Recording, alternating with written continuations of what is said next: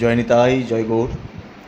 আমরা প্রতিদিন যারা পূজা পাঠ করি বা যারা নিত্য গোপাল সেবা দিচ্ছেন বা বিগ্রহ সেবা করছেন, যে কোনো, আমরা কিন্তু প্রত্যেক দিন জলশুদ্ধি আচমন সম্পন্ন করার পর একটি শ্লোক বলি, যেই শ্লোকটির অর্থ অনেক সুন্দর। কী শ্লোক? অপবিত্রঃ পবিত্রো বা সর্বাবস্থাম গতোপি বা যস্মরেত পুণ্ডরীকাক্ষম সবাহ্যাভ্যন্তরঃ শুচি। এর অর্থ হলো, আমরা অপবিত্র থাকি বা পবিত্র থাকি, সর্বাবস্থাম গতোপি বা আমরা যে কোনো অবস্থাতেই থাকি।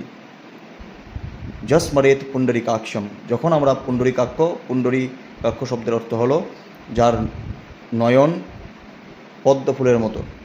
যস্মরেত পুণ্ডরীকাক্ষম, যখন আমরা পুণ্ডরীকাক্ষ সেই শ্রীহরি ভগবান শ্রীকৃষ্ণকে আমরা বা শ্রীহরি নারায়ণকে যখন আমরা স্মরণ করি, সবাহ্য আভ্যন্তর শুচি।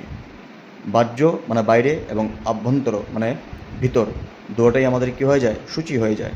সবাহ্য আভ্যন্তর শুচি।